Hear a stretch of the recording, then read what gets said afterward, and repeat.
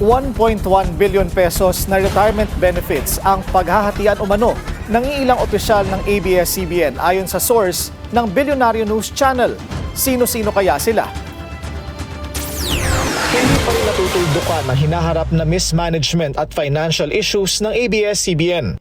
Matapos pabulaanan at tawagin itong PR attack ang ulat ng Billionaire News Channel kaugnay ng umano'y bilyong pisong retirement payout sa loob ng kumpanya.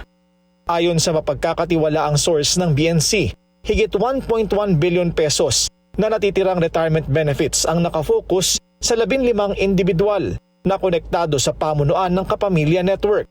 Mula sa orihinal na 68 retirees, mahigit 905 million na ang naibayad at ang natitira ay mapupunta sa mas maliit na grupo. Binanggit din ang ilang pangalan ng mga opisyal, kabilang ang mga kasalukuyang executives ng ABS-CBN na sinabing kasama sa mga may natitirang benepisyo. Ang tanong, bakit tila nakopo ang higit 1.5 billion pesos ng Elite Circle na kinabibilangan ng 15 individual na pinakamalapit sa kusina o sa nooy chairman at CEO na si Eugenio Gaby Lopez III?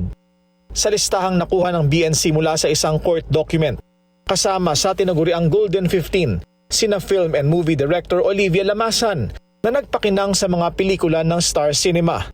Ang dating Chief Risk Management Officer o Chief Strategy Officer ng kumpanya na si Raymond Miranda, ang dating Head ng News and Current Affairs na si Jing Reyes, Head of Operations na si Joanna Santos, Head of Integrated Sales na si Rosana Trinidad, Channel Head at Chief Operating Officer na si Cory Vidanes, ang namayapang Dreamscape Entertainment Head na si Roldeo Theodore Endrinal, Sky Cable Corporation Chief Operating Officer na si Antonio Ventosa, ang Group Chief Financial Officer na si Ricardo Tan, Chief Executive Officer Carlo Katigbak, Customer Marketing and Production Services Group Head Teresita Villarreal, na asawa ni dating MTRCB Chief Toto Villarreal, Group Financial Controller Lorraine Atienza, Publishing Head Ernesto Ernie Lopez, Chief Legal Officer Maximilian Uy, at International Production Head Ruel Bayani.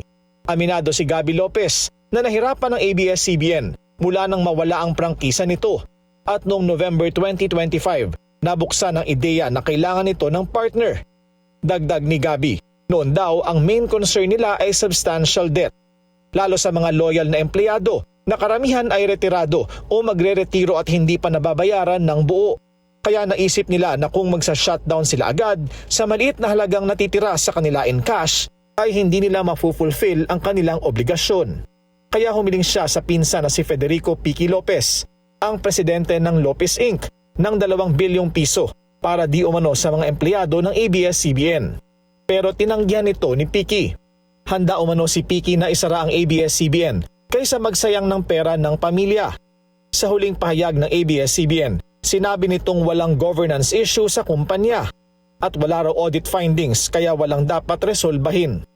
Baseless din daw ang executive payouts. Giit nito, no such payouts have been made at no such payouts are planned.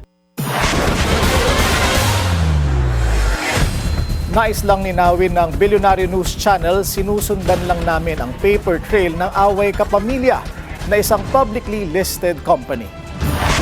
Manatiling nakatutok sa Billionaire News Channel, sumubaybay sa aming social media accounts at mag-subscribe sa aming YouTube channel para sa mga eksklusibong balita at storya.